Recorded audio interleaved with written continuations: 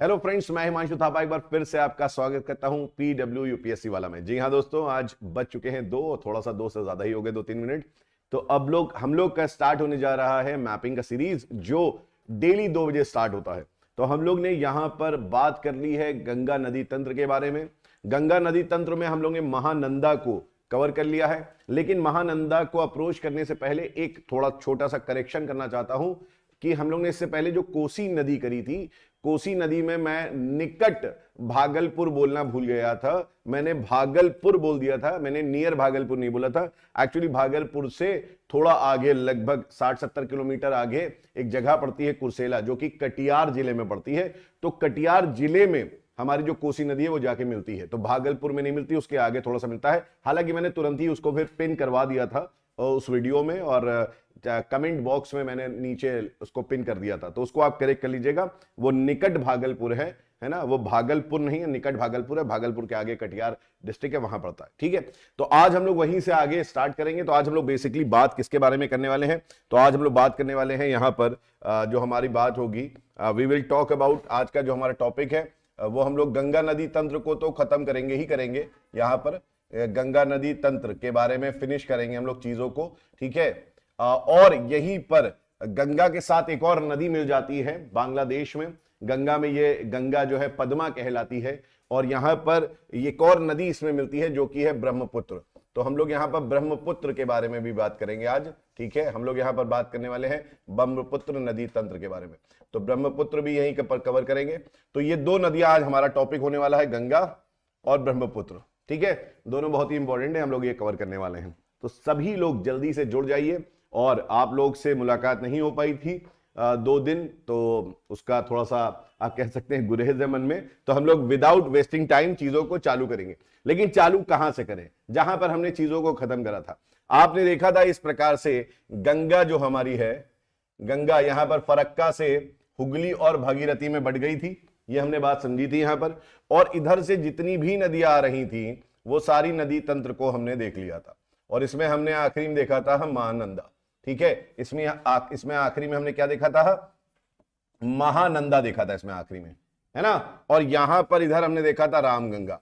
तो यहां पर जर्नी आपकी चालू हुई थी रामगंगा से लेके महानंदा तक। और मैंने आपको एक चीज बोली थी, क्या बोला था मैंने ये बोला था कि आपको यहां पर ये वेस्ट है, ये पश्चिम है, पश्चिम से पूर्व किस प्रकार से नदियां हैं सीक्वेंस में, उसको आपको याद करना है। या आप पूर्व से पश्चिम नदी जो है उस प्रकार से आपको याद करना है नदियों को। इसके साथ साथ एक चीज और आपको याद करनी है कि यहां से जो नदियां आ रही हैं ये आपकी क्या है? लेफ्ट बैंक ट्रिब्यूटरी हैं। ठीक है, एलबीटी मतलब होता है कि ये आपके बाएं हाथ से आ रही हैं। ये कहां से आ रही हैं? ये बाएं हाथ से आ रही हैं। अब हम लोग को जो करना है, ये करना है दाएं हाथ से नदियों के बारे में। ठीक है, अब हमें राइट बैंक ट्रिब्यूटरीज के बारे में बात करना है। हमें दाएं हाथ से जो नदियां, सहायक नदियां मिल रही हैं, उन सहायक नदियों के बारे में बात करना है। तो आज का टॉपिक जो हम लोग स्टार्ट करेंगे गंगा में, वो बात करेंगे दाएं हाथ से मिलने वाली नदियों के बारे में बात करने वाले हैं। ठीक, तो चलिए इसमें जर्नी अपनी स्टार्ट करते हैं। और अगर जर्नी स्टार्ट करेंगे तो पहली जो हमारे दाएं हाथ से मिलने वाली नदी है वो नदी कौन सी है? तो ऑब्वियस सी बात है, गंगा की सबसे लंबी सहायक नदी, ठीक है, जो है यमुना। ठीक, तो हम लोग बात करने वाले हैं पहली, आप हेडिंग डाल लीजिए अपनी, यमुना नदी के बारे में। ठीक है, हम लोग बात करने वाले हैं किसके बारे में? यमुना रिवर के बारे में बात करने वाले हैं। बहुत बड़ी, बहुत फेमस रिवर है ना। तो सबसे पहली चीज आपको क्या समझना है इस नदी के बारे में? सबसे पहले यह समझना है कि इसका उद्गम कहां से होता है, इसका ओरिजिन कहां से होता है। ठीक है, इसका उद्गम कहां से होता है। तो आपसे अगर कोई पूछे कि इसका उद्गम कहां है, तो आप उसको चुपचाप बताइए कि भाई यमुना से मतलब है यमुनोत्री, है ना, यमुनोत्री। ये हम लोग ने देखा भी था यमुनोत्री। लेकिन यमुनोत्री हिमनद जो है ये क्या है? ग्लेशियर है। ये बेसिकली एक पीक है, ये एक चोटी है जहां से यमुना नदी निकल रही है। लेकिन ये किस श्रेणी में है, किस रेंज में है? तो याद रखिएगा, यहां पर एक रेंज पड़ती है जिसको आप बोलते हैं बंदर पूंछ। ठीक है, इसको आप क्या बोलते हैं? बंदर पूंछ रेंज बोलते हैं, बंदर पूंछ श्रेणी बोलते हैं। ठीक है, तो याद रखिएगा, अगर कोई पूछे कि श्रेणी कौन सी है तो आप बोलिएगा बंदर पूंछ। हो सकता है आपके पेपर में, हो सकता है आपके पेपर में यहां पर क्या दिया हो, यहां पर आपको दे दिया हो बंदर पूंछ केवल, यमुनोत्री ना दिया हो, है ना। कभी कदार जैसे गौमुख दे देते हैं, गंगोत्री नहीं देते हैं। तो गौमुख भी सही है गंगा के केस में, यमुना के केस में अगर आप बात करेंगे तो बंदर पूंछ भी सही है। ठीक है, ये चीज आपको समझनी है।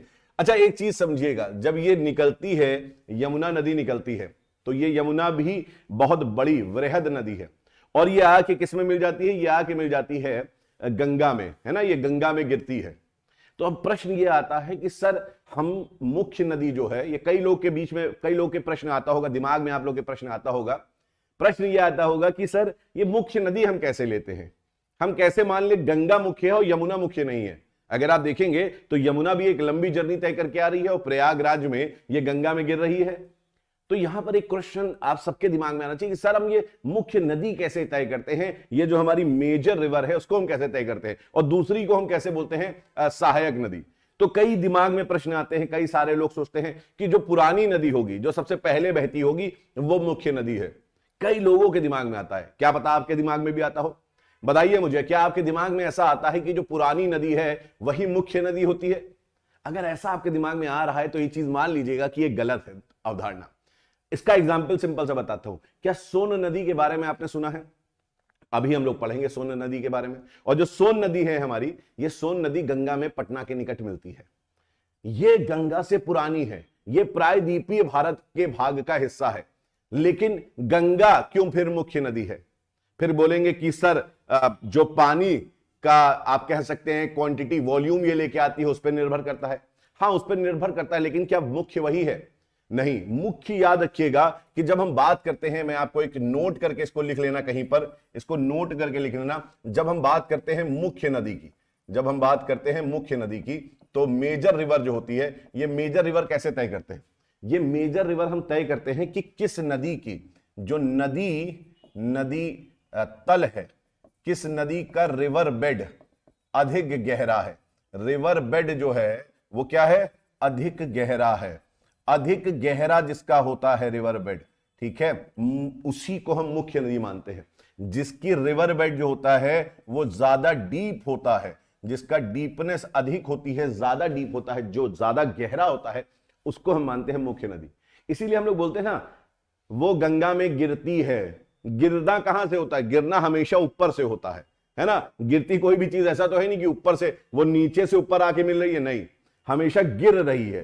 कोई भी नदी मिल रही है तो वो गिर रही है बेसिकली उसके ऊपर, और गिर रही है तो इसका मतलब उसका नदी तल जो होता है वो क्या होता है? गहरा होता है ना। इस प्रकार की छोटी छोटी जो आपके कॉन्सेप्ट्स होते हैं बहुत जरूरी होते हैं। हालांकि जब ऑप्शनल बच्चे पढ़ते हैं मुझसे तो वो उसमें उस चीज को समझते हैं, ठीक है। ऑप्शनल में ऐसा मैं ऑफलाइन में हमेशा पढ़ाता आता हूं छोटे छोटे कॉन्सेप्ट्स को, लेकिन मैपिंग में भी आप ये चीज समझ लीजिए, आपके लिए बहुत जरूरी है कि जो मुख्य नदी है, रिवर बेड है ना, उसका गहरा जिस नदी का होगा, जिसका ज्यादा गहरा होगा, वो आपकी मुख्य नदी होगी। अब कभी भी कंफ्यूज ना होना। कोई भी पूछे कि मुख्य नदी कैसे डिसाइड करते हैं, तो कहना यार वॉल्यूम, वाटर का जो आपका वॉल्यूम है वो तो मैटर करता ही है, लेकिन वॉल्यूम किसमें ज्यादा होगा? वॉल्यूम ज्यादातर उसमें ज्यादा होगा जिसका तल गहरा होगा, है ना। और जिसका तल गहरा होगा, ये चीज मान के रखो, जिसका तल गहरा होगा वो ज्यादातर चौड़ी भी होगी, है ना। तो यहां पर याद रखिएगा कि यमुना हालांकि बहुत लंबी है, ये भी गंगा के साथ अपनी जर्नी स्टार्ट करती है ना, लेकिन तब भी ये मुख्य नदी क्यों नहीं है? क्योंकि इसका जो रिवर बेड है वो गंगा के बराबर गहरा नहीं है। तो याद रखिएगा, इसका ओल्ड या न्यू से कोई संबंध नहीं होता है, ठीक है। इसका ओल्ड या न्यू से संबंध नहीं होता है। इसके एग्जाम्पल के तौर पर एक चीज और बता दे रहा हूं मैं आपको। यमुना नदी जो है ये बहुत नवीन नदी है, लेकिन यमुना की सहायक नदी, यमुना की सहायक नदी, आप बोलेंगे कौन सी सहायक नदी? यमुना की बहुत सारी सहायक नदी है, जैसे कि चंबल नदी जो है वो यमुना से पुरानी है, लेकिन तब भी वो यमुना की सहायक नदी है, ना कि वो मुख्य नदी है, ठीक। तो आई होप आपका कॉन्सेप्ट क्लियर हो गया होगा। अब एक चीज आप जानते हैं कि ये इसका संगम जो गंगा में होता है, इसका संगम जो गंगा में होता है वो कहां होता है? इसका संगम गंगा में प्रयागराज में होता है। आप ये सब जानते हैं, प्रयागराज में होता है।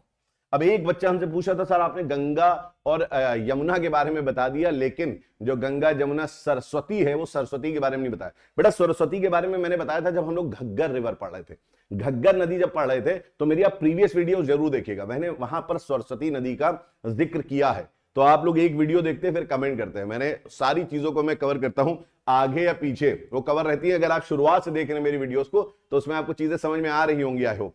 तो सरस्वती नदी विलुप्त हो गई, लेकिन उसके पैलियो चैनल्स हमें मिले, मतलब कि उसके पुराने जो मार्ग है नदी के वो मिले हैं। ये मैंने बात बताई थी आपको, ठीक है, चलिए, तो संगम कहां हो रहा है? प्रयागराज में हो रहा है, और ये चीजें आपको सबको मालूम है। यहां पर लिख लीजिएगा कि यमुना जो है ये सबसे लंबी सहायक नदी है।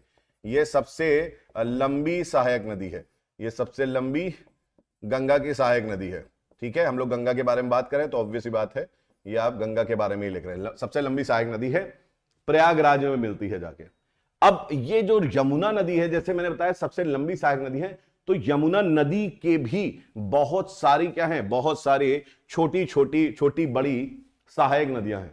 उनको समझना भी हमें उसको भी हमें मालूम होना चाहिए। ठीक है, कौन कौन सी नदियां हैं इसके बारे में भी हमको मालूम होना चाहिए। तो आइए हम लोग मैप में देखने की कोशिश करते हैं। यहां पर हम लोग मैप में देखने की कोशिश करते हैं। अगर आप यहां पर मैप में देख पा रहे हैं, तो यह है हमारी यमुना नदी। यह है हमारी यमुना नदी जो कि बहते हुए आ रही है। आप देख रहे हैं इस प्रकार से ये बहते हुए आ रही है यहां पर यमुना नदी। ठीक है, और ये यमुना नदी काफी लंबी जर्नी अपनी तय कर रही है, और यहां पर आके ये प्रयागराज में गंगा से मिल जा रही है ना। इस तरीके से हम देख रहे हैं। लेकिन एक चीज समझिएगा, आप अगर देखेंगे यहां पर, तो यमुना नदी में बहुत सारी यहां पर सहायक नदियां मिल रही हैं आके। ठीक है, बहुत सारी सहायक नदियां मिल रही हैं आके, जैसे कि टोंस नदी मिल रही है। यहां पर एक नदी है टोंस नदी मिल रही है। इधर आप देखेंगे तो यहां पर एक नदी है हिंडन नदी मिल रही है यहां पर। ठीक है, यहां पर देखेंगे तो उतनगन नदी आपकी है, उतनगन नदी मिल रही है यहां पर। उसके बाद देखेंगे तो एक बहुत बड़ी नदी है यहां से निकल रही है आपकी, इस तरफ से निकल रही है, ऐसे इस तरफ बहते हुए जा रही है, उसको हम बोलते हैं चंबल नदी। ठीक है, ये यमुना की जो है सबसे बड़ी सहायक नदी है। यमुना की क्या है, ये सबसे बड़ी सहायक नदी है, चंबल नदी, है ना। इस तरीके से आप देखेंगे तो यहां पर आपको देखने को मिलेगा यहां पर कि एक और नदी है सिंध नदी। ये इस प्रकार से सिंध नदी है, ये भी मिल रही है ना। इस तरीके से आप देखेंगे तो आपको और भी नदियां मिलेंगी, बेतुआ, है ना। आपको यहां पर देख रहे हैं तो केन, ये सब क्या है, यहां पर मिल रही हैं यमुना नदी में। तो यमुना नदी की कुछ सहायक नदियां हैं, उनको हमें समझना पड़ेगा। ये आप देख सकते हैं यहां पर, ये है पहुज नदी। ठीक है, ये बेतवा नदी दिख रही है आपको। ठीक है, ये केन नदी आप देख सकते हैं, यहां पर केन नदी जा रही है। ठीक है, तो इस प्रकार से हमको बहुत सारी नदियां यहां पर देखने को मिल रही हैं। चलिए, तो हम लोग क्या करेंगे, हम लोग एक एक करके इनको समझना चालू कर देंगे, है ना। हम लोग जो है इनको समझना चालू कर देते हैं। तो पहली सहायक नदी हमारी जो है, वो पहली सहायक नदी कौन सी है आपको लिखनी जिसके बारे में, वो है यमुना, चंबल। ठीक है, यमुना की सहायक नदी, यमुना की सहायक नदी। ठीक है, यमुना की सहायक नदी। अब यमुना की सहायक नदी में कौन सी प्रमुख कौन सी है, तो प्रमुख आप बोलेंगे चंबल। प्रमुख आपने कौन सा बोला, चंबल नदी। ठीक है, चंबल नदी। अब ये चंबल नदी कहां से निकल रही है, ठीक है, तो जाना पाओ पहाड़ी है, जाना पाओ पहाड़ी है। कहां पर है, विंध्य श्रेणी में है, मऊ नामक स्थान है, मऊ विंध्य श्रेणी में, एमपी में, है ना, एमपी में, वहां से निकल रही है। याद रखिएगा, ये जो है, ये जो चंबल नदी है, ये याद रखिएगा, ये कहां से निकल रही है, ये मध्य प्रदेश से निकल रही है। ये मध्य प्रदेश से चंबल नदी निकल रही है, और ये इसका संगम यमुना में कहां पर हो रहा है। इसका अगर पूछा जाए संगम कहां होता है, तो आप संगम बोलेंगे इटावा के निकट। इटावा उत्तर प्रदेश है, इटावा के निकट। ठीक है, ये चीज याद रखनी है, किसके निकट हो रहा है, इटावा के निकट हो रहा है चंबल नदी का संगम। ठीक है, चंबल नदी पे आप लोग का होमवर्क एक आप लोग को देता हूं, मैं सोच रहा हूं होमवर्क देना चालू कर दूं। आप लोग का एक होमवर्क है, आप लोग बताना है कि चंबल नदी जो है, चंबल नदी में कितने डैम है ना। चंबल नदी में जो है वो कितने बांध, प्रसिद्ध बांध है, बांध तो बहुत है, लेकिन प्रसिद्ध बांध कौन कौन से हैं और कहां है ना। यहां पर आपको बताना है कौन से हैं और कहां हैं, ये आप लोग को बताना है आपका कमेंट करके, यहां चैट बॉक्स में नहीं, वीडियो के बाद में कमेंट करके बताना है आपको कौन से हैं और कहां पर है ना। और उसी चैट बॉक्स में आपको बताना है, कि ये वीडियो आपको कैसी लगती है जो मैं पढ़ा रहा हूं। ये चंबल नदी बहुत बड़ी नदी है, और चंबल नदी जो है, चंबल नदी की भी सहायक नदियां, अगर आप देखेंगे तो चंबल नदी की भी सहायक नदियां आपको मिलेंगी। ठीक है, चंबल नदी खुद बहुत बड़ी नदी है, चंबल की भी सहायक नदी है। तो क्यों ना हम लोग चंबल की सहायक नदियों के बारे में बात कर लें। ठीक है, क्यों ना हम लोग चंबल की जो सहायक नदियां हैं उसके बारे में बात करें। लेकिन यार एक चीज बनती है, आप लोग जो है, आप लोग लिंक को शेयर करिए, है ना। 2 बजे आपके लिए इतनी बढ़िया क्लास यहां पर पीडब्ल्यू लेके आ रहा है, तो आप लोग की ड्यूटी क्या बनती है? आप लोग की ड्यूटी बनती है कि आप लोग को लिंक को शेयर करें, लिंक को जल्दी से शेयर करें, ठीक है। और हम लोग पहली नदी जो है अपनी, वो क्या करने वाले हैं? हम लोग बात करने वाले हैं शिप्रा के बारे में, ठीक है। हमारी पहली नदी जो है वो क्या है? वो है शिप्रा, शिप्रा नदी। शिप्रा नदी जो है, इसके बारे में आपने सुना होगा, ये इंदौर के निकट, इंदौर के निकट, इंदौर के निकट जो विंध्य श्रेणी है, ये विंध्य श्रेणी से निकलती है। ये विंध्य श्रेणी जो है, विंध्य श्रेणी, ठीक है, विंध्य श्रेणी के निकट, सॉरी, विंध्य श्रेणी से इंदौर के निकट निकलती है। इंदौर के निकट, इंदौर के निकट से, इंदौर के निकट से उद्गम होता है, इंदौर के निकट से उद्गम, ठीक है। मतलब कि इसका ओरिजिन कहां से हो रहा है? तो आप बोल सकते हैं इसका ओरिजिन होता है विंध्य रेंज से। इसका ओरिजिन कहां से हो रहा है? इसका ओरिजिन हो रहा है विंध्य रेंज से, यह आप बता सकते हैं, ठीक है। दूसरी चीज आपको शिप्रा में एक चीज और याद रखनी है। क्या रखना है? कि जो उज्जैन नगरी है, उज्जैन नगरी, उज्जैन जो है वो इसी के तट पर है। उज्जैन जो है वो इसी के तट पे है। उज्जैन याद रखिएगा, इसी के तट पे है। ये चीज आपको बहुत अच्छे से याद रखनी है, ठीक है। और ये नदी जो है, ये नदी, इसका संगम कहां हो रहा है? तो इसका संगम हो रहा है मंदसौर में। बस इतना याद कर लो, इतना बहुत है ना, मंदसौर में संगम, ठीक है। तो शिप्रा नदी आपके लिए चंबल की बहुत ही महत्वपूर्ण नदी है, जिसके बारे में आपको याद रखना है। क्लियर है बात यहां पर? ठीक है। अब हम लोग जो बात करेंगे वो किसके बारे में बात करेंगे? तो यहां पर बात करेंगे सिंध के बारे में, ठीक है, सिंध नदी के बारे में। सेकंड लिख लीजिए, सिंध। ये भी सहायक नदी है ना। यहां हमने क्या डाला है? अच्छा, इसको कर लो, आई कर लो, ऐसे, इस तरीके से, है ना। सेकंड ऐसे लिख लो, सिंध नदी, ठीक है, सिंध नदी। ये जो सिंध नदी है, ये भी एक्चुअली विंध्य श्रेणी से निकलती है, उज्जैन के निकट, है ना। ये भी विंध्य श्रेणी से निकलती है, विंध्य श्रेणी से उज्जैन के निकट निकलती है, उज्जैन के निकट, उज्जैन के निकट निकलती है, ठीक है। ये याद रखना है, उज्जैन के निकट निकलती है, निकलती है, ठीक। और ये मिलती कहां पर है? ये जो सिंध नदी है, इसको सिंध नदी जो है, इसको काली सिंध भी बोलते हैं हम लोग। क्या बोलते हैं? काली सिंध, है ना। इसको क्या बोलते हैं? काली सिंध भी बोलते हैं। सिंध नदी जो हमारी है, ये बेसिकली याद रखिएगा कि कोटा के निकट, है ना। डिस्ट्रिक्ट तो कोटा ही पड़ता है, लेकिन कोटा के निकट, कोटा के निकट संगम होता है इसका। बड़ी जगह है कोटा, इसलिए मैं कोटा लिख रहा हूं। कोटा के निकट संगम होता है। वैसे तो यहां पर लखेरी नामक जगह है जो है, बेसिकली तो क्या है? लखेरी, लेकिन उतना याद नहीं करना है तुम्हें, मैं लिख दे रहा हूं हालांकि, ठीक है। लखेरी, लखेरी नामक स्थान है जो कि कोटा जिले में आता है, कोटा के निकट, इसलिए मैंने लिखा है। यह है आपकी काली सिंध, चंबल की सहायक नदी। अब आती है एक और आपकी, क्या? एक और आती है आपकी, जो कि है पार्वती। थर्ड लिख लो, पार्वती,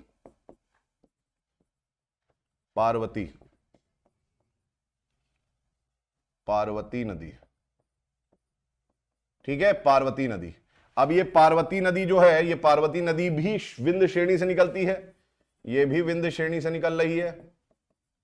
अभी इनको मैप में भी दिखाऊंगा, विंध्य श्रेणी से निकलती है, ठीक है, निकलती है। ये एक्चुअली देवास जो है, देवास नामक स्थान, देवास, है ना, देवास आप सबने सुना होगा, देवास एमपी में जो है, वहां से, उसके निकट, देवास के निकट से निकलती है बेसिकली, ठीक है, पार्वती नदी। पार्वती नदी जो है देवास के निकट निकलती है, और ये शिवपुरी नामक जो जगह है, ठीक है, शिवपुरी नामक स्थान पर मिल जाती है। शिवपुरी नामक स्थान पर संगम है इसका, ठीक है। तो इसका संगम कहां पर हो रहा है? शिवपुरी नामक स्थान पर संगम हो रहा है। आई होप स्क्रीनशॉट आप लोग ले ले रहे हैं। अब यहां पर देखो, मैं आपको लिखाता हूं, अब मैं यहां पर दिखाता हूं, हम लोग मैप में देखते हैं, ठीक है।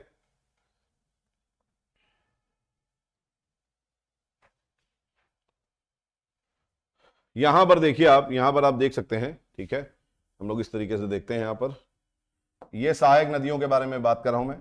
अगर यहां देखोगे आप, तो ये नदी देख रहे हैं आप, ये नदी, ये नदी क्या कहला रही है? शिप्रा। इसको हम लोग क्या बोल रहे हैं? शिप्रा बोल रहे हैं, ठीक है। यहां आप देखिए क्या कहला रही है? काली सिंध। ये कौन सी है? काली सिंध, ठीक है, इसे लोकल वहां पर लोग सिंध भी बोलते हैं, लेकिन मैंने काली सिंध लिखा दिया क्योंकि सिंध नदी जो है, सिंध नदी वो यमुना की भी सहायक नदी है। ठीक है, फिर इसके बाद आप यहां पर देखेंगे, ठीक है, तो बहुत सारी और भी नदी हैं, अभी हम लोग देख रहे हैं किधर से आ रही हैं। एक नदी इधर से देखेंगे तो बड़ी नदी आ रही है जिसको हम बोल रहे हैं बनास। ठीक है, ये कहलाती है क्या, बनास। ठीक है, बनास नदी कहलाती है। और एक नदी जो है वो कहला रही है क्या, आपका मेज नदी, मेज नदी कहला रही है। बनास नदी, मेज नदी। इधर से आप देख रहे हैं तो एक नदी ये जा रही है पार्वती नदी, है ना, जिसके बारे में हम लोग ने बात करा, पार्वती नदी। यहां पर एक देखा कूनो नदी भी जा रही है, कूनो नदी। ये कूनो नदी कौन सी है, ये कूनो नदी वही है जिसपे आपका अभी क्या लाए गए हैं, चीता लाए गए हैं ना, यहां पर चीता लाए गए, तो ये पार्वती नदी है। तो इसके बारे में आइए हम लोग लिख लेते हैं, ये सारी नदियां मैंने आपको दिखा दी, अब इसके बारे में हम लोग लिख लेते हैं। ठीक है, तो यहां पर पार्वती हो गया। अब पार्वती के बाद आप लिख लीजिए क्या, कूनो, यहां पर लिख लीजिए कूनो। एक और नदी है कूनो नदी। ठीक है, कूनो नदी, कूनो नदी। तो इसके बारे में ज्यादा जानने की जरूरत नहीं है, बस कूनो नदी लिख लो, इतना बहुत है। ठीक है, कूनो नदी लिख लो, इसके बारे में ज्यादा जानने की जरूरत नहीं है। जहां पर जानने की जरूरत है वो है हमारी क्या, ईस्ट बनास नदी। ईस्ट बनास नदी है। ठीक है, वो नदी हम लोग देख लेते हैं, जो हमारी पूर्वी बनास जिसको बोलते हैं। ये चौथा लिख लो, पूर्वी बनास नदी। देखो कुछ नदियां आपको याद रखनी है, कुछ नदियों को ज्यादा याद नहीं करना है, कुछ नदियों को बस नाम याद रख लेनी कि सहायक नदी है, उतना डिटेल में आप याद नहीं कर पाएंगे। रिटेंशन पावर भी बहुत जरूरी होती है, अगर रिटेन नहीं करोगे तो याद करने की जरूरत क्या है, याद कर मतलब इतना लिखने से फायदा क्या है, तो रिटेन करना बहुत जरूरी है। लेकिन ये बनास नदी जो है ये इंपॉर्टेंट है। ठीक है, ये बनास नदी इंपॉर्टेंट है, बनास रिवर, ये चंबल की सहायक नदी है, ये चंबल की सहायक नदी है। ठीक है, और ये याद रखिएगा ये अरावली श्रेणी से, अरावली श्रेणी से, जब अरावली श्रेणी कर रहे थे तब भी मैंने आपको बताया था ये अरावली श्रेणी से निकलती है, ये अरावली श्रेणी से निकलती है, और अरावली श्रेणी से निकल के पश्चिम की ओर बहती है। ये अरावली श्रेणी जो है उससे पश्चिम की ओर बह रही है, पश्चिम की ओर, है ना, और पश्चिम की ओर अभी हमने देखा इसको बह रही है। और ये जो है याद रखिएगा कि सवाई माधोपुर पे इसका संगम है, सवाई माधोपुर पे, सवाई माधोपुर पे मिल जा रही है, किससे, इसका संगम है बनास चंबल नदी से। ठीक है, पूर्वी बनास नदी का जो संगम है चंबल नदी से, संगम किसके साथ हो रहा है, चंबल के साथ हो रहा है। ठीक है, तो यहां पर ये चंबल में मिल जा रही है।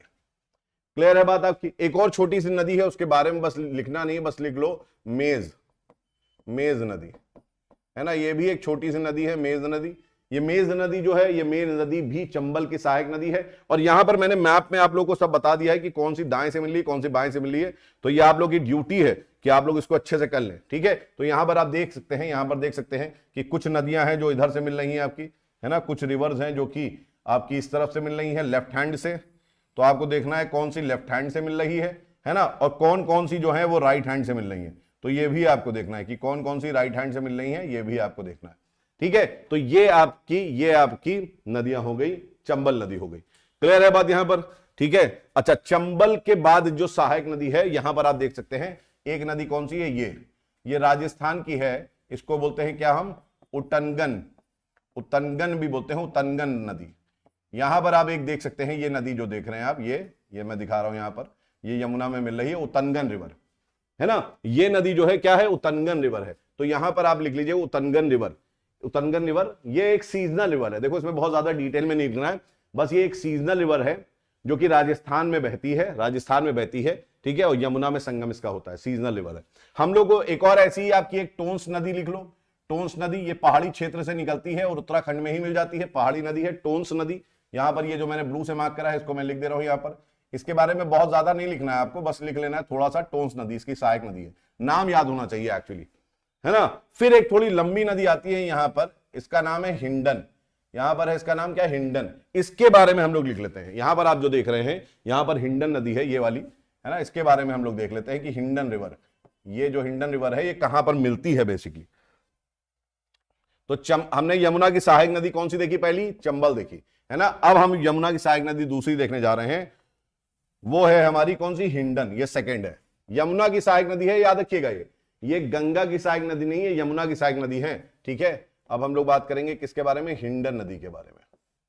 ठीक है, ये हिंडन नदी। अब ये हिंडन नदी जो आप देख रहे हैं, ये हिंडन नदी, इसका सबसे जो फेवरेट प्रश्न है वो हिंडन नदी में यही आता है कि हिंडन नदी कहां पर मिलती है, ठीक है, कहां पे मिलती है, ये इसका फेवरेट है। तो इसका संगम पूछा जाता है यमुना से, यमुना में संगम, यमुना में कहां मिलती है, यमुना में, ठीक है। तो बहुत डिटेल में हम लोग बात कर रहे हैं यहां पर। तो कहां बताओगे, याद रखिएगा, आप कहेंगे गाजियाबाद के निकट। कहां पर, गाजियाबाद के निकट। गाजियाबाद शहर जो दिल्ली के बगल में है ना, गाजियाबाद के निकट, वो इसी नदी पर बसा हुआ है। याद रखिएगा, गाजियाबाद के निकट इसका संगम यमुना में हो जाता है, ठीक है। दिल्ली से यमुना बह रही है, दिल्ली से यमुना बह रही है, और गाजियाबाद से जो है वो आपकी हिंडन नदी बह रही है। हिंडन एयरपोर्ट भी है गाजियाबाद में, ठीक है। तो याद रखिएगा, जो हिंडन नदी है वो कहां से बह रही है, गाजियाबाद से बह रही है। ये छोटा सा आपको जो है आप कह सकते हैं प्रैक्टिस आप करनी। अब हम लोग बात करेंगे किसके बारे में, यमुना की दूसरी इंपॉर्टेंट नदी के बारे में, जो कि कौन सी है, वो है सिंध नदी, ठीक है, सिंध नदी, ठीक। याद रखिएगा, अब आपकी एक और नदी आ रही है जिसको बोलते हैं सिंध। काली सिंध अलग है और सिंध नदी अलग है। मैं फिर से बता रहा हूं, काली सिंध जो है वो चंबल की है, काली सिंध चंबल की है, और ये सिंध नदी जो है, ये सिंध नदी आपकी यमुना की है, ठीक है। इसमें जो फेवरेट प्रश्न आता है, वो फेवरेट प्रश्न ये नहीं है कि कहां से निकलती है, क्योंकि देखिए सिंध नदी जो है वो मालवा के पठार, एक गुना नामक स्थान है ना, गुना नामक स्थान है, गुना नामक स्थान है। ये फेवरेट क्वेश्चन नहीं है, लेकिन लिख लो, गुना नामक स्थान मालवा के पठार से, मालवा पठार से निकलती है, ठीक है, मालवा पठार से निकल रही है गुना नामक स्थान से। इसका संगम यमुना में कहां होता है, ये इंपॉर्टेंट है, संगम, ठीक है। संगम कहां होता है, तो संगम औरैया नामक स्थान है, यूपी में, है ना, औरैया है आपका यूपी में। तो याद रखिएगा, औरैया नामक स्थान पे ये निकलती है, ठीक है। औरैया जिला है, औरैया के निकट, औरैया के निकट संगम होता है इसका उत्तर प्रदेश में, ठीक है। सिंध नदी, सिंध के बाद एक और बहुत फेवरेट नदी है बेतवा नदी। बेतवा नदी बहुत ही फेवरेट है ना, कई बार प्रश्न आया है आपका। अब इसमें लिखने के लिए तो बहुत है, बेतवा नदी में, बेतवा नदी में लिखने के लिए, बताने के लिए तो बहुत है, लेकिन हम लोग अभी मैपिंग की क्लास कर रहे हैं, तो मैं अपने आप को थोड़ा सा लिमिट करके चल रहा हूं, है ना। और बेतवा नदी आपको दिखा भी दूंगा अभी कहां पर है, ठीक, और सिंध भी दिखा दूंगा। तो ये बेतवा नदी सबसे पहली चीज तो कहां से निकल रही है, तो याद रखना, ये विंध्य श्रेणी से निकलती है, भोपाल के निकट, भोपाल के निकट। तो भोपाल के निकट जो विंध्य श्रेणी है वहां से निकलती है। विंध्य श्रेणी भोपाल के निकट जो है, मतलब भोपाल में नहीं है, मेन शहर में नहीं है, उससे काफी दूर है, लेकिन वो भोपाल के निकट ही है, वहां से निकल रही है। और ये बेतवा नदी का संगम कहां पर हो रहा है, संगम कहां हो रहा है, तो ये भी उत्तर प्रदेश में संगम हो रहा है यमुना का। अब यमुना आप जानते हो उत्तर प्रदेश में बहती है, तो संगम कहां होगा, उत्तर प्रदेश में ही होगा ज्यादातर। अलग अलग जो है, उत्तराखंड में भी बह रही है ना, आपका दिल्ली में भी बह रही है, लेकिन उत्तर प्रदेश में एक आप कह सकते हैं ज्यादा उसका फ्लो है यमुना का। और संगम कहां हो रहा है बेतवा का, तो याद रखिएगा, एक जिला है यहां पर हमीरपुर, हमीरपुर जिला है, वहां पर संगम हो रहा है, हमीरपुर जिला है, वहां पर यूपी पे संगम होता है, ठीक है। बेतवा आपके सामने है ये, है ना। और अब हम लोग आखिरी कर लेते हैं, केन नदी। और केन नदी के बाद मैं आपको दिखा दूंगा कि केन नदी कहां मिलती है, केन नदी कहां पर मिलती है ये भी देख लेंगे, ठीक है। निकलती सबसे पहले कहां है केन नदी, तो ये भी विंध्य श्रेणी से निकलती है, ये भी जो है केन नदी विंध्य श्रेणी से निकल रही है, ठीक है। तो आप कहेंगे सर विंध्य श्रेणी से बहुत निकलती हैं नदियां, यस, विंध्य श्रेणी से बहुत निकलती हैं। ये एक्चुअली विंध्य श्रेणी के पूर्व, है ना, विंध्य श्रेणी के पूर्व में एक जगह जिसको हम लोग, एक्चुअली आप लोगों को तो मालूम है, पढ़ा चुका हूं, आप लोग जानते हैं, आप लोग बुंदेलखंड पठार के बारे में जानते हैं, है ना, हम लोग बात कर चुके हैं बुंदेलखंड पठार के बारे में। तो यहां लिख लो बुंदेलखंड पठार, ठीक है, यहां से होता है। और संगम इसका कहां हो रहा है, आप लोगों को दिख रहा है ये संगम, तो याद रखिएगा बांदा के निकट, बांदा के निकट। और ये इंपॉर्टेंट है, केन और बेतवा इंपॉर्टेंट है, याद रखिएगा, केन और बेतवा जो है बहुत इंपॉर्टेंट है। इसलिए इंपॉर्टेंट है केन और बेतवा आपके लिए, क्यों बताऊं, क्योंकि केन और बेतवा जो है इन पे प्रोजेक्ट चल रहा है, केन बेतवा रिवर प्रोजेक्ट चल रहा है, ठीक है, जिसमें केस चल रहा है, ट्राइब्यूनल केस चल रहा है। एक्चुअली क्या है कि यहां पर बहुत सारे नेशनल पार्क हैं, आप जानते हैं एमपी में सबसे ज्यादा राष्ट्रीय उद्यान है, और नदियां अलग अलग राष्ट्रीय उद्यान से होते हुए गुजरती हैं, है ना। जब हम लोग राष्ट्रीय उद्यान करेंगे, मैपिंग में राष्ट्रीय उद्यान करेंगे, तो उसमें मैं ये भी बताऊंगा कि कौन कौन सी नदी किस किस राष्ट्रीय उद्यान से जा रही है, वहां पर हम लोग ये भी करेंगे, राइट। तो यहां पर ये याद रखिएगा कि ये जो है आपकी, ये यमुना की प्रमुख सहायक नदियां हैं। किसकी? यमुना की प्रमुख सहायक नदियां हैं। और ज्यादातर, बांदा भी कहां है? बांदा भी यूपी में है, याद रखिएगा, बांदा भी जो है उत्तर प्रदेश में है। ये सब यूपी में आपके मिल रही हैं। ठीक है, ये हो गई हमारी क्या? यमुना। ये हो गई क्या? हमारी यमुना नदी हो गई। ठीक है, अब आप अब इसको थोड़ा सा मैपिंग में देखिए, इसको थोड़ा सा मैपिंग में समझते चलिए, क्योंकि आप लोग को ना, आप लोग को एक चीज और याद रखनी है, वो ये है कि आप लोग को सीक्वेंस भी याद रखना है। आप लोग को सीक्वेंस भी याद रखना है, कौन सी नदी किधर है। मैं बार बार बोल रहा हूं, मैपिंग का मतलब यही होता है कि सीक्वेंस भी आपको समझना है कि कौन सी आपकी वेस्ट में है, कौन सी ईस्ट में है, ये भी समझना बहुत जरूरी है। ठीक है, तो यहां पर आप कुछ यमुना की प्रमुख नदियों को देखेंगे तो ये है हमारी चंबल। ठीक है, ये हमारी चंबल आपको दिख रही है। ठीक, इसके बाद आप देखेंगे तो ये सिंध है, ये सिंध नदी है। ठीक है, ये सिंध नदी दिख रही है। यहां पर एक और नदी आप लिख सकते हैं, पहुज रिवर, पहुज, पहुज लिख सकते हैं आप, पहुज रिवर, रिवर पहुज। ठीक है, ये रिवर पहुज है, लेकिन ये रिवर पहुज क्या है? ये रिवर पहुज सिंध के साथ साथ आपकी मिल रही है, देख सकते हैं आप। फिर यहां पर क्या है? बेतवा रिवर, बेतवा, ये इंपॉर्टेंट है। बेतवा की भी सहायक नदियां हैं छोटी छोटी, हम लोग उतनी छोटी में नहीं जाएंगे, है ना। फिर यहां पर आप देखेंगे तो केन रिवर है, केन रिवर। ठीक है, ये केन रिवर भी बहुत सारी नदियों से मिलकर बन रही है, केन रिवर। ये केन रिवर भी आपकी बहुत इंपॉर्टेंट है। ठीक है, तो ये सारी नदियां आप देख सकते हैं। यहां पर है चंबल, सबसे आप कह सकते हैं वेस्ट में है चंबल। फिर है आपकी सिंध, ठीक है, फिर है आपकी बेतवा, ठीक, फिर है आपकी केन। तो इस तरीके से आपको समझना है, चंबल, सिंध, बेतवा, केन, चंबल, सिंध, बेतवा, केन, है ना। वेस्ट टू ईस्ट आपको समझना है, तो याद रखिएगा चंबल, सिंध, बेतवा, केन, ये आपको वेस्ट टू ईस्ट समझना है। देखो यही मैपिंग है। मैपिंग में कैसे क्वेश्चन आते हैं मैं फिर से आपको थोड़ा सा बता दे रहा हूं, मैपिंग में प्रश्न कैसे आते हैं, लेकिन आप लोग की ड्यूटी बनती है कि जरा लाइक ठोक दो इसको, है ना। देखो आपको ये समझ में आना चाहिए कि प्रश्न कैसे है। प्रश्न आता है कि अगर आप जम्मू कश्मीर से चल रहे हैं, है ना, जम्मू कश्मीर से अरुणाचल प्रदेश जा रहे हैं, तो कौन कौन सी नदी आपकी पड़ेंगी वो क्रम से बताएं। समझ रहे हो, मतलब वेस्ट से ईस्ट आपकी कौन कौन सी नदी है वो क्रम से बताएं। या आपको कैसा प्रश्न दे देंगे, आपको प्रश्न दे देंगे, आपको ऐसा प्रश्न दे सकते हैं कि अगर अगर आप यमुना नदी में यमुना नदी में दिल्ली से प्रयागराज आप जर्नी करते हैं, ऐसा प्रश्न दे देंगे। क्या दे देंगे कि अगर आप यमुना नदी में दिल्ली से कहां जा रहे हैं? प्रयागराज जा रहे हैं, प्रयागराज जा रहे हैं, तो आपकी कौन कौन सी नदी पड़ेंगी जो कि यमुना में आके मिल रही हैं। ठीक है, तो आपको क्रम मालूम होना चाहिए कि ऊपर से कौन सी मिल रही है, नीचे से कौन सी मिल रही है। इस प्रकार भी आपका प्रश्न आ सकता है। यह तरीका है, आपको मैपिंग इस तरीके से करनी है। ठीक है, तो जहां भी बैठे हो उस चीज को अपने दिमाग में उतार लो, एकदम सही से उतार लो। यह तरीका है, यही मैपिंग ऐसे ही आएगी। अब हम लोग जो करेंगे यहां पर, अब हम लोग जो करेंगे तो यहां पर हम लोग इस नदी को देखेंगे।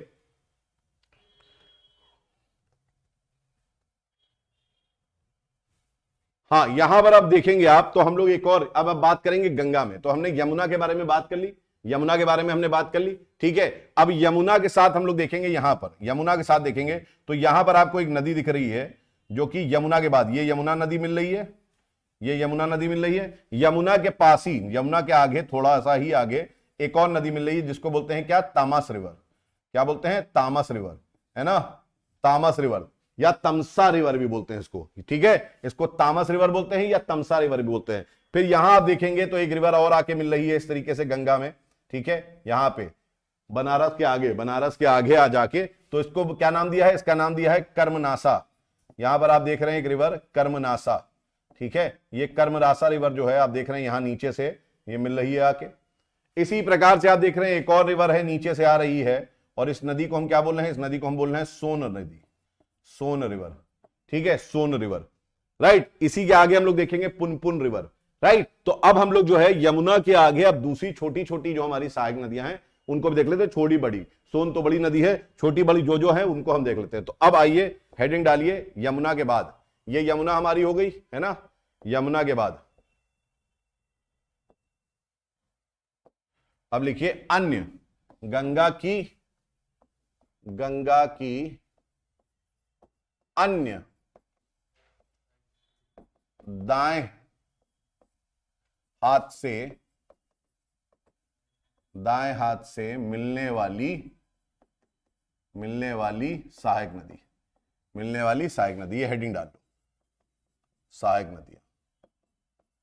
ठीक है, तो यमुना हमने एक बड़ी नदी देख ली, यमुना हमने एक देख ली, तो अन्य हमारी अदर जो राइट बैंक ट्रिब्यूटरीज हैं वो कौन कौन सी हैं, इसको हमें समझना है। राइट बैंक ट्रिब्यूटरीज हमारी कौन कौन सी हैं, इसको समझना है। तो सबसे पहले लिखिए क्या, सबसे पहले लिखिए आपकी तामस, तामस रिवर, ठीक है, क्या लिखेंगे, तामस रिवर, तामस नदी। अब ये तामस नदी कहां से निकलती है, तामस नदी का उद्गम कहां से होता है, ये सबसे बड़ी चीज।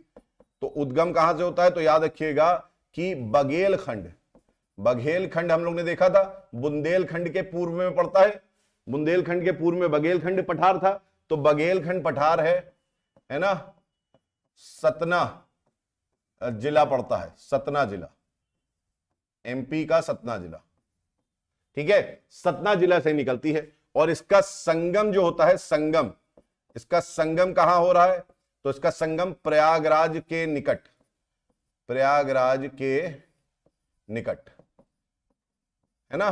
तो प्रयागराज से थोड़ा आगे आप बढ़ेंगे, जहां पर गंगा और आपकी यमुना मिल रही है उसके थोड़ा और आगे बढ़ेंगे आप, तो प्रयागराज जिला पड़ता है, वहीं पर ये जाके मिल जाती है। हम लोग ने अभी देखा हमारी तामस रिवर वहीं पर आगे जाके मिल रही है, ठीक है। प्रयागराज डिस्ट्रिक्ट है, बेसिकली जगह जो होती है ना उसका नाम है सिरसा, सिरसा बेसिकली नाम है ना। और अब अन्य जो आपकी दूसरी नदी है उसको कर लो, वो है कर्मनाशा, दूसरी जो नदी है इसको कर्मनाशा या कर्मनासा बोलते हैं, ठीक है, ये कर्मनाशा या कर्मनासा कहलाती है, ये आपकी दूसरी नदी है, ठीक है।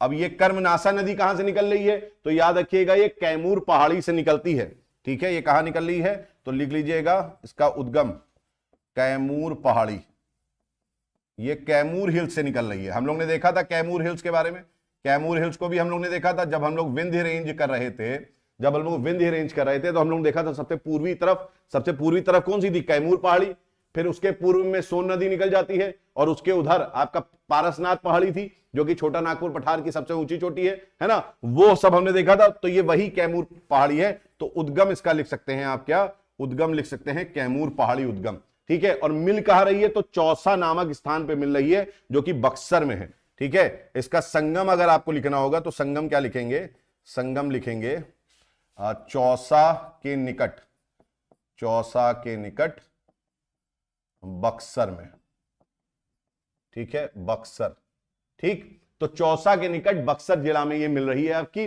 कर्मनासा, कर्मनासा, ठीक है। ये हमने देख ली दो हमारी रिवर। अब इसके बाद एक और हमारी रिवर आती है जिसको हमने देखा, और वो हमारी कौन सी है, वो है सोन नदी, है ना। थर्ड हमारी कौन सी है, सोन, इसके बारे में भी हम लोग ने देखा। तो सोन नदी के बारे में थोड़ा सा लिख लो, ठीक है, सोन नदी के बारे में लिख लो, सोन नदी। अब सोन नदी आपको याद होगा जब हम लोग बात कर रहे थे सोन नदी, जब हम लोग अमरकंटक पहाड़ी के बारे में बात कर रहे थे, तो सोन नदी के बारे में भी मैंने आपको बताया था, है ना। तो आइए हम लोग यहां पर अगर देखें, यहां पर देखें तो हम लोग किसके बारे में बात करनी है, हम लोग को सोन नदी के बारे में बात करनी है। लेकिन बार बार मैं बोल रहा हूं यार, आप लोग एक क्या करें, शेयर जरूर करें लिंक को, ताकि सबके पास ये पहुंचे। ये आप लोग की ड्यूटी होनी चाहिए, जितने लोग भी बैठे हैं। और जितने लोग भी बैठे हैं सबसे एक बात मैं जरूर बोल देता हूं, बार बार बोलता हूं, क्योंकि आप लोग कमेंट करते हैं तो मैं कमेंट पढ़ता हूं, और कमेंट आपके जो होते हैं उससे फीडबैक भी लेता हूं। तो प्लीज आप कमेंट जरूर करा करिए। सोन नदी का उद्गम कहां से होता है, ये प्रश्न इतना इंपॉर्टेंट है आपके लिए, ये प्रश्न इतना इंपॉर्टेंट है और इतना इजी है क्योंकि मैं बार बार इसको बता चुका हूं, ठीक है, कि अमरकंटक चोटी है आपकी।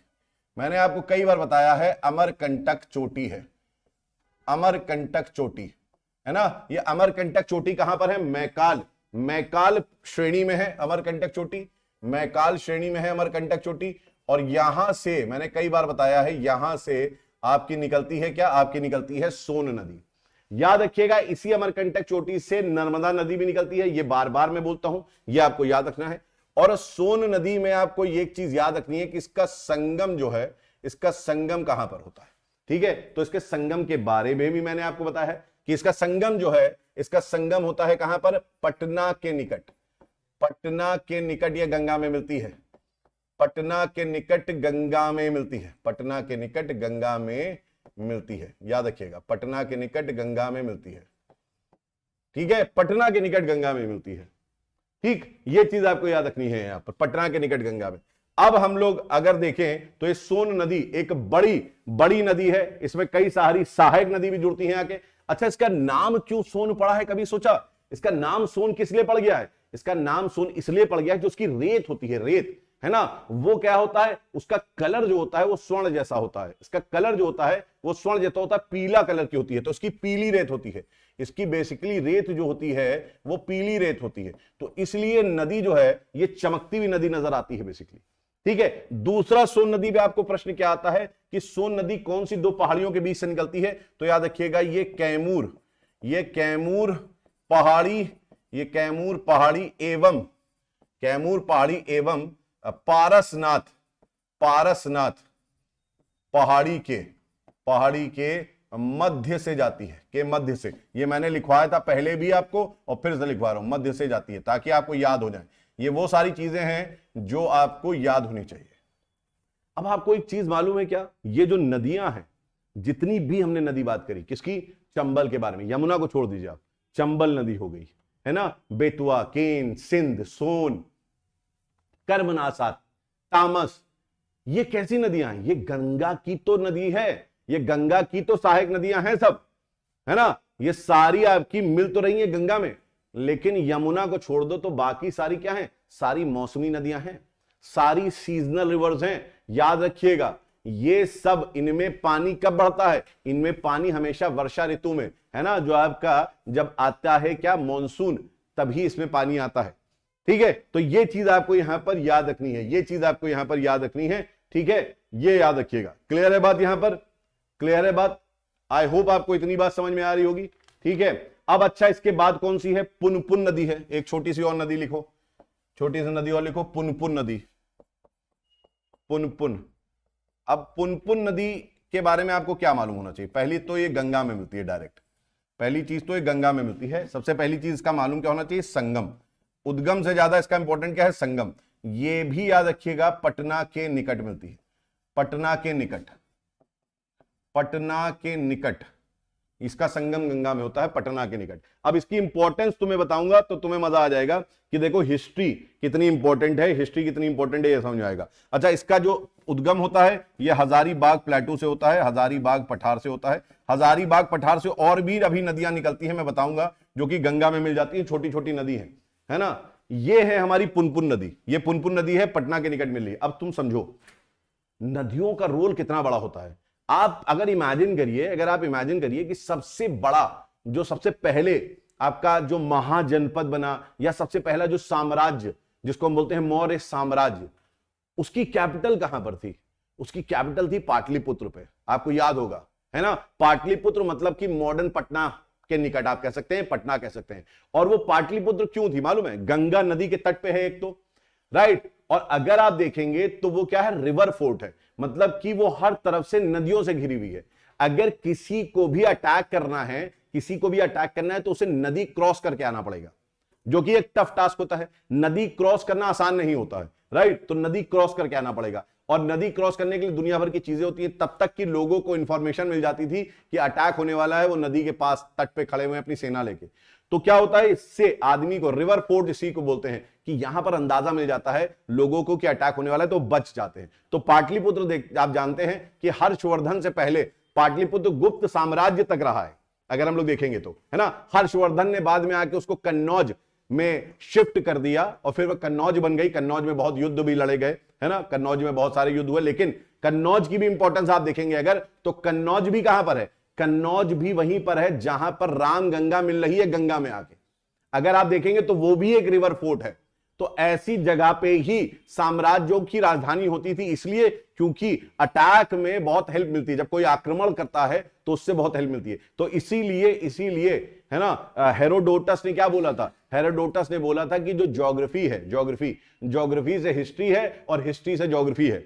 ये भी बता दें, उन्होंने बोला था क्या कि जो भूगोल है वो, इतिहास जो बना है वो भूगोल के कारण बना है और भूगोल भी इतिहास के कारण बना है। तो पहली लाइन तो आपको समझ में आ गई होगी जो मैंने बात बताई कि जो इतिहास है वो भूगोल के कारण बना हुआ है। ये तो कुछ चीजें समझ में आती हैं और इसमें बहुत सारे कारण पानीपत के युद्ध पे भी हैं। आपने सुना होगा एक प्रश्न 2014 में आया था कि युद्ध जो होते हैं वो इतने सारे युद्ध पानीपत में क्यों लड़े गए। ये भी आपको मैं बता रहा हूं क्योंकि देखिए आपको एग्जाम निकालना है ना, वो एग्जाम आपके फैक्चुअल नॉलेज से नहीं निकलने वाला, आपकी एनालिटिकल थिंकिंग से निकलने वाला है। जब तक आपकी सोचने की क्षमता नहीं बढ़ेगी तब तक आप एग्जाम को नहीं निकल पाएंगे। पानीपत में क्यों युद्ध हुआ, इसके पीछे भी आपके भौगोलिक कारण थे। लेकिन एक चीज आपको समझनी है कि इतिहास कैसे भूगोल को बदलता है। इतिहास 1947 क्या हुआ, 1935 में क्या हुआ, बर्मा अलग कर दिया गया, है ना। तो जो पॉलिटिकल ज्योग्राफी है वो इतिहास बदल देता है, जो राजनीतिक भूगोल जिसको हम बोलते हैं वो इतिहास बदल देता है। समझ में आ रही है आपकी बात। तो इतिहास और भूगोल ये जुड़े हुए हैं, और भौगोलिक स्थिति के हिसाब से ही संविधान भी बनता है, ये भी बता दूं मैं, क्योंकि संविधान जो होता है वो डिसाइड होता है आपका कैसा संस्कृति रही, आपके कैसा इतिहास रहा है। तो ज्योग्राफी आपका जो है ना, it is mother of all subject. Geography जो है मदर ऑफ ऑल सब्जेक्ट है, क्योंकि ज्योग्राफी सबसे पहले मनुष्य नहीं थे, ज्योग्राफी थी, है ना। तो इतिहास बिना मनुष्य के थे, आप कह सकते हैं मनुष्य बाद में आए, ज्योग्राफी पहले थी, तो बाद में इतिहास आया। तो इसलिए ज्योग्राफी अगर समझ लोगे तो बहुत सारी चीजें समझ में आएंगी। तो यहां पर आपने देखा क्या, पुनपुन नदी, ये भी पटना के निकट निकल रही है। अब एक नदी को हजारीबाग से निकलती है, फाल्गु नदी, फाल्गु, ठीक है। ये फाल्गु नदी जो है ये भी हजारीबाग से निकलती है, फाल्गु नदी, ठीक है, फाल्गु, फाल्गु नदी, ठीक है। ये फाल्गु नदी जो है, ये फाल्गु नदी भी कहां निकल रही है, फाल्गु नदी भी हजारीबाग पठार से निकल रही है। ये भी याद रखिएगा, हजारीबाग पठार से निकल रही है। उद्गम इसका भी हजारीबाग पठार है, ठीक है, इसका भी उद्गम क्या है, हजारीबाग पठार है। और ये मोकामा नामक स्थान है, मोकामा नामक स्थान में मिल जाती है, ठीक है, ये याद रखिएगा, मोकामा नामक स्थान है, वहां पर मिल जाती है, ठीक। इसके बाद आप एक छोटी सी और नदी देखेंगे, तो वो है क्या, आपकी क्यूल नदी, क्यूल, क्यूल रिवर, ठीक है। ये एक और आपकी नदी है क्यूल नदी। तो ऐसे करके आप नदियों को लिख लिए, क्यूल नदी है, ये भी, इसका भी उद्गम कहां पर है, इसका उद्गम भी हजारीबाग पठार पे। बस उद्गम याद रखो, मोकामा में मिलती है, आपकी फाल्गु नदी मिलती है, और ये जो है ये गंगा में मिल जाती है। एक जगह है लखीसराय, लखीसराय नामक स्थान है, उसके निकट मिल जाती है ये गंगा में, ठीक है। तो इसके लिए बहुत ज्यादा याद करने की जरूरत नहीं है आपको कि कहां मिल रही है, क्या है, बस इतना याद रख लो, गंगा की सहायक नदी है। ऐसे ही एक और नदी है, क्या, ऐसी एक और नदी है जिसको बोलते हैं चांदन नदी, है ना। एक और नदी मैं यहीं लिख दे रहा हूं, एक और नदी है चांदन नदी, ठीक है, चांदन नदी, ठीक। ये चांदन नदी भी है आपकी, जो कि गंगा की सहायक नदी है। ये याद रखिए, ये भी गंगा की सहायक नदी है, और ये निकलती कहां पे है, तो याद रखिएगा राजमहल पहाड़ी पे निकलती है, ठीक है। ये चांदन नदी जो है राजमहल पहाड़ी से निकलती है, और कहलगांव नामक स्थान पे मिल जाती है। कहलगांव, कहलगांव आप सबको मालूम है, कहलगांव में मिल जाती है, ठीक है। क्लियर है बात यहां तक सबके। ये हमारी है गंगा की ट्रिब्यूटरीज। लेकिन अब कंफ्यूजन एक और आता है कि यार हुगली नदी भी तो गंगा ही की नदी है ना। अब गंगा हमारी क्या हो गया ऐसा कि गंगा जो है इस प्रकार से, एक गंगा हमारी यहां से आई, गंगा हमारी यहां से बहते हुए आई, और गंगा इधर चली गई, और एक गंगा इस तरफ चली गई, और ये वाली जो गंगा गई, ये वाली गंगा, इस गंगा को हम क्या बोलते हैं, हुगली। इस वितरिका को क्या बोलते हैं, गंगा की हम हुगली बोलते हैं, ये आपको मालूम है ना। तो हुगली की भी कुछ सहायक नदियां हैं, ठीक है, हुगली की भी सहायक नदी है। तो हुगली नदी के बारे में अगर आपको लिखना हो, हुगली नदी, ठीक है, अगर आपको हुगली नदी के बारे में लिखना हो तो हुगली की सहायक नदी, हुगली को थोड़ा सा सेपरेट कर ले रहे हैं, हुगली की सहायक नदी या नदियां, हुगली की सहायक नदियां, ठीक है। क्लियर है बात यहां पर। तो आपके नोट्स पूरे भाई कंप्लीट हो रहे हैं, कुछ भी छूट नहीं रहा है नोट्स में। अब हुगली की बहुत सारी नदियां हैं। एक इसकी बहुत प्रसिद्ध सहायक नदी है जिसको आप बोलते हैं क्या, दामोदर। क्या बोलते हैं, दामोदर बोलते हैं। हुगली की एक बहुत ही प्रसिद्ध नदी है जिसको बोलते हैं दामोदर नदी, ठीक है, दामोदर नदी, ठीक है, ये आपको मालूम होगा दामोदर। अब आपको मालूम है दामोदर नदी एक ऐसी नदी है जो कि कोयला, आप कह सकते हैं कोयले की खान वहां पर है ना, वहां पर क्या है, कोयले की खान है। तो बेसिकली दामोदर नदी जो है वो बहुत ही पॉल्यूटेड नदी है, बहुत ही प्रदूषित नदी है ना। लेकिन दामोदर नदी में आपको एक चीज समझनी है कि है कहां पर ये कहां, इसका संगम कहां होता है, ठीक है, इसका संगम के बारे में भी पूछ सकते हैं। तो हुगली नदी में इसका संगम जो है फुल्टा नामक स्थान पे होता है, फुल्टा नामक स्थान पे, वेस्ट बंगाल, फुल्टा नामक स्थान पर, ठीक है। जगह का नाम क्या है, फुल्टा, याद रखिएगा, ठीक है। तो ये चीज आपको याद रखनी है कि फुल्टा नामक स्थान है, वहां पर संगम हो रहा है, और ये पश्चिम बंगाल में है। ये कहां पर है, ये वेस्ट बंगाल में है आपका, ठीक है, ये वेस्ट बंगाल में है फुल्टा। दामोदर नदी बहुत ही प्रसिद्ध नदी, दामोदर नदी। दामोदर नदी में याद रखिएगा कि ये प्रश्न आता है कि ये बेसिकली दामोदर नदी जो है कहां से निकलती है ना। तो एक पलामू नामक स्थान है, पलामू, है ना, झारखंड में पलामू पहाड़ियां हैं, पलामू पहाड़ियां से ये निकलता है। कहां पर, झारखंड में है, झारखंड में, याद रखिएगा, यहीं से नदी निकलती है, इसका उद्गम यहीं से होता है, उद्गम यहीं से होता है इसका, दामोदर नदी का। दामोदर नदी में दूसरी चीज याद रखिएगा कि जहां पर ये मिलती है, जहां पर ये मिल रही है ना, इसको बोलते हैं, इसका नाम जो है, इसका अन्य नाम भी याद रखिएगा, इसका अन्य नाम है रूप नारायण। इसका अन्य नाम क्या है? रूप नारायण। याद रखिएगा, इसका अन्य नाम है रूप नारायण नदी।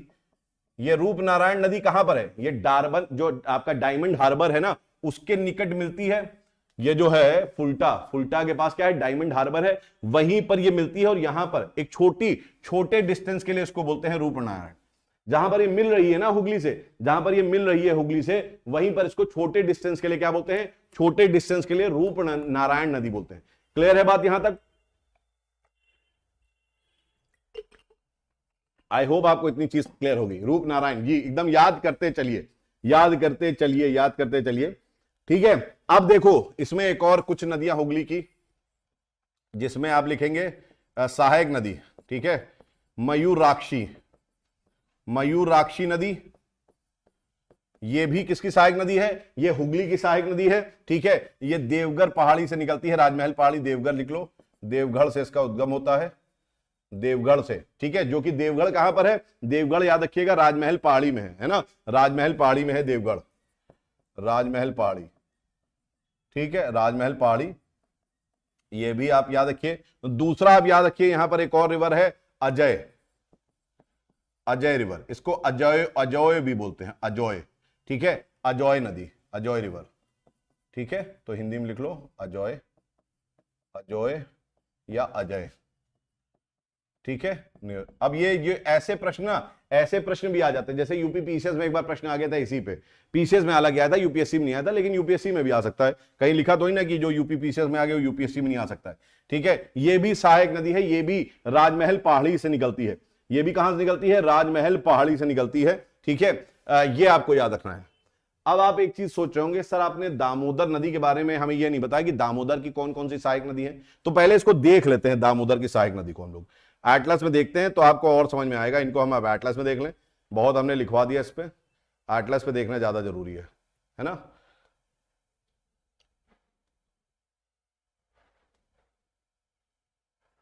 ये देखिए, चलिए अब यहां पर अगर हम लोग देखेंगे तो बहुत क्लियरली हमको समझ में आएगा, बहुत क्लियरली चीजों को समझ में आ जाएगा।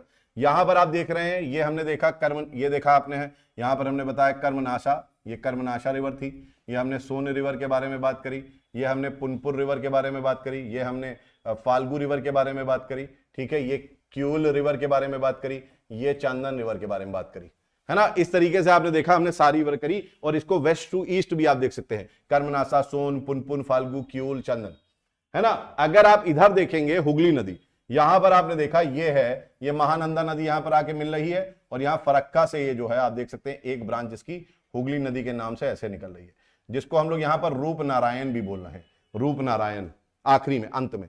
अब यहां पर देखिए, अब यहां पर देखिए, ये नदी, यहां ये नदी है हमारी कौन सी? दामोदर नदी।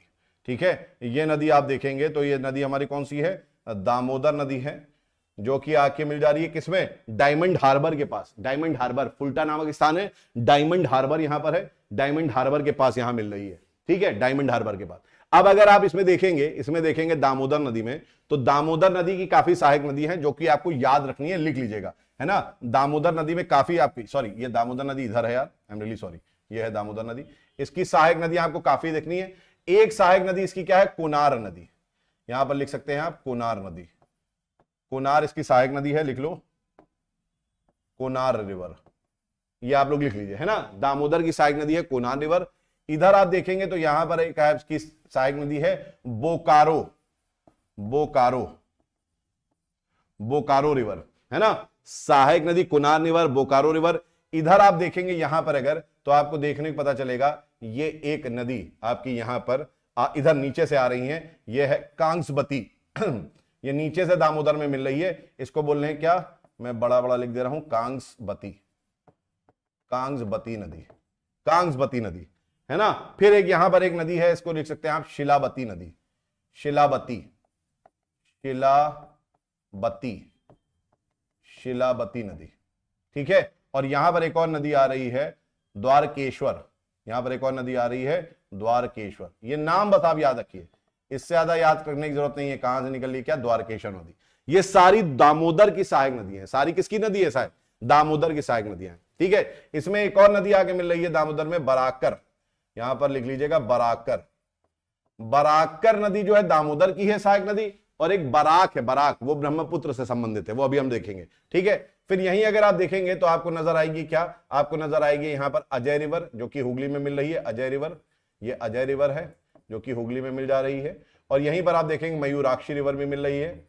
मयूराक्षी रिवर, मयूराक्षी रिवर, ठीक है, ये आपकी मिल जा रही है हुगली में। ठीक है, तो इस तरीके से अगर आप देखेंगे, इस तरीके से, तो हमने गंगा की लगभग सभी नदियों को मेजर कवर कर लिया। ठीक है, गंगा हमारा जो है इस प्रकार से खत्म हो जाता है, A to Z सारा खत्म हो जाता है। ठीक है, तो आपको यहां पर ये याद रखनी है नदी, ये दामोदर की सहायक नदियां हैं, इनको याद रखना है। बोकारो, कोनार, बराकर, ठीक है, फिर इधर द्वारकेश्वर, शिलावती, कंसवती। ऊपर से देखेंगे तो बोकारो, कोनार, बराकर हैं। ऊपर से मैं देख रहा हूं, ये भी आपको याद रखना है, left hand right hand. Left hand में आप देखेंगे तो कौन सा नदी है? बोकारो, कोनार, बराकर, बोकारो, कोनार, बराकर। और इनमें यहां पर याद रखिएगा बहुत सारे आपके प्रोजेक्ट्स बने हुए हैं, यहां पर बहुत सारे प्रोजेक्ट्स बने हुए हैं। ठीक है, यहां पर हाइड्रो इलेक्ट्रिसिटी प्रोजेक्ट्स भी बने हुए हैं। जब हम लोग मेजर हाइड्रो इलेक्ट्रिसिटी प्रोजेक्ट करेंगे ना, तो मैं वहां पर लिखवाऊंगा इन सब नदियों के। हम लोग फिर से बात करेंगे कोनार नदी पे क्या है ना, दामोदर नदी पे जो इतना बड़ा आपका प्रोजेक्ट बना हुआ है, मल्टीपर्पज प्रोजेक्ट बना हुआ है, वो भी हम लोग देखेंगे। ठीक है, फिर इसके बाद आप देखेंगे यहां पर तो मयूराक्षी आपकी एक नदी है, हुगली मिल रही है, अजय रिवर भी मिल रही है। ठीक है, ये सब पश्चिम बंगाल में देखने को मिल रही है, आपको पश्चिम बंगाल में जाके मिल जा रही है। इनका फ्लो जो है पश्चिम बंगाल में है, दामोदर नदी झारखंड में है। तो ये हमारी पूरी गंगा नदी तंत्र जो है वो हमारी समाप्त होती है। गंगा नदी तंत्र का जो दूसरा हिस्सा है भागीरथी वाला, वो हम लोग अब ब्रह्मपुत्र के साथ करेंगे। किसके साथ करेंगे? ब्रह्मपुत्र के साथ। क्लियर है सबके? इतनी बात समझ में आ रही है कि ब्रह्मपुत्र के साथ हम लोग करेंगे। ठीक है, तो ब्रह्मपुत्र अगर नदी को देखोगे, इस मैप को देखोगे, तो तुम्हें बड़ा हौच-पौच सा मैप नजर आएगा। एक और हम लोग मैप यहां पर देखते हैं। ठीक है, एक और हम लोग बड़ा मैप देखते हैं यहां पर। अच्छा, वो मैप ब्रह्मपुत्र वाला नहीं है। चलिए, तो हम लोग एक चीज करेंगे, हम लोग ब्रह्मपुत्र का मैप यहां पर लगा हुआ नहीं है, तो मैं ब्रह्मपुत्र का मैप जो है वो हम लोग देख लेता हूं एक बार। लगा तो नहीं है, कहीं मिस तो नहीं कर रहा हूं मैं। ये ब्रह्मपुत्र का है, लेकिन ये फुल मैप नहीं है, नॉर्थ ईस्टर्न रिवर्स है यहाँ पर, ये फुल मैप नहीं है ना। ब्रह्मपुत्र के बारे में छोटी सी बात कर लेते हैं और कल हम लोग इसको कंप्लीट कर लेंगे। ब्रह्मपुत्र के बारे में थोड़ी थोड़ी बातें लिख लेते हैं। चलो, कुछ बातें ब्रह्मपुत्र में कर लेते हैं, है ना, ताकि ब्रह्मपुत्र ऐसा ना हो कि हम लोग ने टच भी नहीं करा। जस्ट अ सेक। तो ब्रह्मपुत्र के बारे में हम लोग यहां पर लिख लेते हैं, ब्रह्मपुत्र नदी। और ब्रह्मपुत्र में हम लोग ब्रह्मपुत्र में मेजर कर लेंगे। कल इसकी कुछ सहायक नदियों के बारे में बात कर लेंगे, है ना। कल हम लोग की एक्चुअली प्रायद्वीपीय नदियां स्टार्ट होने वाली हैं, जो कि बहुत इंपॉर्टेंट है। तो यहां पर हम लोग बात करते हैं ब्रह्मपुत्र के बारे में। तो सबसे पहली चीज तो इसका उद्गम कहां से होता है। ठीक है, इसका उद्गम जो है कहां से होता है ब्रह्मपुत्र नदी का, तो आपको याद होगा कैलाश रेंज, आप लोगों को कैलाश श्रेणी याद होगा। तो कैलाश श्रेणी में याद रखिएगा, कैलाश श्रेणी में ये चीज आपको याद रखनी है, कैलाश श्रेणी में एक ग्लेशियर है। कैलाश श्रेणी में ग्लेशियर है, उस ग्लेशियर का नाम क्या है? उस ग्लेशियर का नाम है चेमा यांगडुंग, चेमा यांगडुंग। ठीक है, चेमा यांगडुंग ग्लेशियर। ठीक है, अब कई बुक्स में जो है, कई बुक्स में एक और ग्लेशियर का नाम दिया हुआ है आंगसी ग्लेशियर। ये एक्चुअली बहुत बगल बगल में ग्लेशियर्स हैं, ये अगल बगल ग्लेशियर है, आंगसी ग्लेशियर और ये जो चेमा यांगडुंग ग्लेशियर है। अब होता क्या है कि ये ग्लेशियर से तुरंत वहीं ग्लेशियर से नदी नहीं निकलती है, इसीलिए कंफ्यूजन होता है। ग्लेशियर आपके पहाड़ बने हुए हैं, ठीक है, अब नदी जो है अंडरग्राउंड नीचे से कहीं से निकल रही है। तो कुछ मान रहे हैं चेमा यांगडुंग, कुछ मान रहे हैं आंगसी ग्लेशियर, लेकिन आपका ऑप्शन में याद रखिएगा ज्यादातर चेमा यांगडुंग आपके ऑप्शन में आएगा। ठीक है, आंगसी अगर आता है, चेमा यांगडुंग नहीं, तो आंगसी आपका आंसर हो जाएगा। ठीक है, ये कैलाश श्रेणी में ग्लेशियर है, चेमा यांगडुंग, वहां से निकलते हैं। अब इसका नाम जो है, इसका नाम याद रखिएगा, इसका नाम जो है, इसके नाम बड़े बदलते हैं। ये अपना नाम, ये अपना मार्ग तो परिवर्तित करती ही है ना, लेकिन इसके नाम भी बहुत बदलते हैं। इसको जो है याद रखिएगा बोलते हैं क्या? सांगपो। ठीक है, इसको बोलते हैं हम लोग, इसको बोला जाता है सांगपो। सांगपो नदी बोला जाता है तिब्बत में। ठीक है, इसको क्या बोला जाता है? सांगपो नदी बोला जाता है तिब्बत में।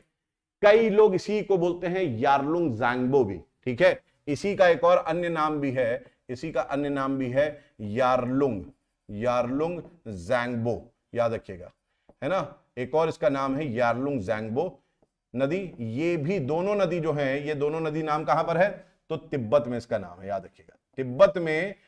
तिब्बत में इसका नाम क्या है, सांगपो नदी है, यारलुंग ज़ैंगबो नदी है।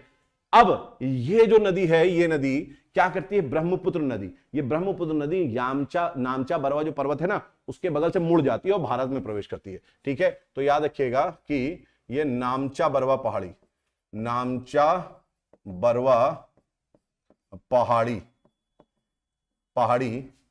से मुड़कर,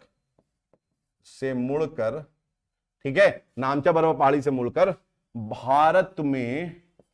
भारत में प्रवेश करती है।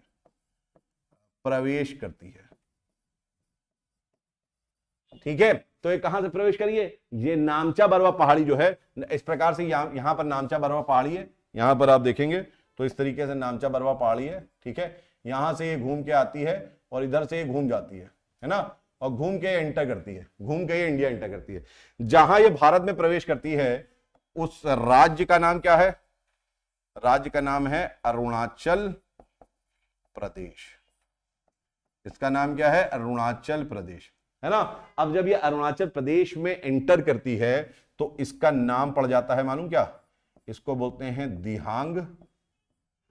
ठीक है, इसको क्या बोलते हैं, दिहांग, याद रखो, इसको बोलते हैं दिहांग रिवर, दिहांग नदी बोलते हैं इसी ब्रह्मपुत्र को, या इसको बोलते हैं क्या, सियांग। ठीक है, इसको क्या बोलते हैं, सियांग बोलते हैं, सियांग। ठीक, सियांग। तो दो नाम बता दिए मैंने, अरुणाचल प्रदेश में दिहांग के नाम से जानी जाती है या सियांग के नाम से जानी जाती है। अच्छा, इसके बाद एक और इसके बाद समझ लो कि दिहांग और सियांग के बाद ये जब ब्रह्मपुत्र असम में प्रवेश करती है, असम में यही कहलाती है क्या, ब्रह्मपुत्र। जब ये मैदानी क्षेत्र में आती है ना, और विकराल रूप धारण कर लेती है, विकराल रूप इसलिए धारण कर लेती है क्योंकि यहां पर इतनी नदियां इसमें मिल जाती हैं, आके असम में हम लोग देखेंगे इतनी नदी मिल जाती है कि इसका फ्लो ऑल ऑफ सडन बहुत ज्यादा बढ़ जाता है, ऑल ऑफ सडन। इसीलिए असम में सबसे ज्यादा बाढ़ अगर ब्रह्मपुत्र कहीं लाती है तो मैदानी क्षेत्र में लाएगी, और वो मैदानी क्षेत्र कौन से होंगे, आपके असम के होंगे, या फिर बांग्लादेश में आती है ना, बाढ़ आती है, तो ये आपके असम में। और एक चीज बता दूं मैं आपको, यहीं पर लिख लेना कि बांग्लादेश में, यहीं पर लिख लो, बांग्लादेश में इसको बोलते हैं जमुना नदी। बांग्लादेश में इसी नदी को क्या बोलते हैं, जमुना नदी बोलते हैं, है ना। और यही जमुना नदी पद्मा नदी, मतलब कि हमारी गंगा से मिल जाती है और फिर आगे बढ़ती है और फिर इसमें मेघना मिल जाती है, और फिर मेघना के नाम से ये क्या होती है, ये हमारे पश्चिम बंगाल में ये बांग्लादेश में अपने जो बे ऑफ बंगाल है, बंगाल की खाड़ी है, वहां पर गिर जाती है और वहां पर सुंदरबन डेल्टा बनाती है। ये है हमारी ब्रह्मपुत्र नदी। ठीक है, ये हमारी क्या है, ये हमारी है ब्रह्मपुत्र नदी। तो ब्रह्मपुत्र नदी से बहुत सारे प्रश्न आएंगे। तो आई होप आपको आज की जो क्लास है वो अच्छी लगी होगी। आप लोग यार कमेंट जरूर करा करो, ठीक है, ताकि हमको पता रहे कि क्या हो। मैं बार बार बोलता हूं इस चीज को कि आपको पता रहे सारी चीजें। और एक चीज और बताऊं, जो भी ज्योग्राफी ऑप्शनल पढ़ रहा है, अगर बच्चा कोई ऑलरेडी पढ़ रहा है तो ये सब उसको हेल्प करेगा एक तरीके से मैपिंग में भी। कुछ चीजें होंगी नदियों की जो मैंने नहीं बताई है, जैसे आप सोच रहे होंगे कि सर आपने हमें जो है चंबल में बीहड़ के बारे में नहीं बताया, तो भाई वो तो पहले ही बता चुके हैं हम लोग, है ना, कि चंबल नदी बीहड़ बनाती है। कुछ सोच रहे होंगे सर आपने बराकर, कुनार, इसके बारे में जो प्रोजेक्ट्स हैं उसके बारे में नाम नहीं लिखवाया, तो भाई वो अभी आगे आएंगे प्रोजेक्ट्स, उनके बारे में हम लोग तब लिखेंगे।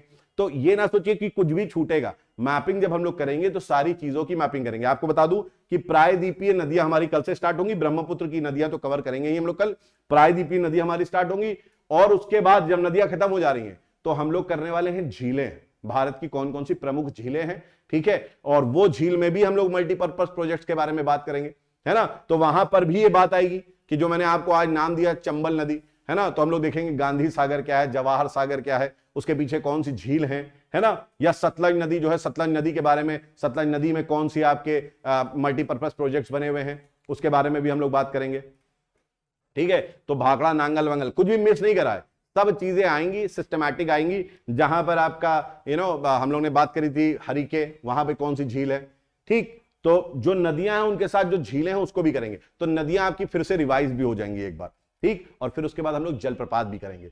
तो नदी जो है पूरी, इसके बाहर से कुछ आएगा नहीं नदियों में, तो हम लोग पूरी चीज करने वाले हैं। बस आपका साथ बना रहे। आप लोग क्या करें, आप लोग लाइक करें वीडियो को, एक थम्स अप बनाएं और क्लास के बाद कमेंट जरूर करें, है ना, ये एक टीचर की अपेक्षा होती है। तो आज के लिए दोस्तों इतना ही, फिर मिलते हैं कल इसी टाइम पे नई नदियों के साथ। Thank you, take care, bye bye.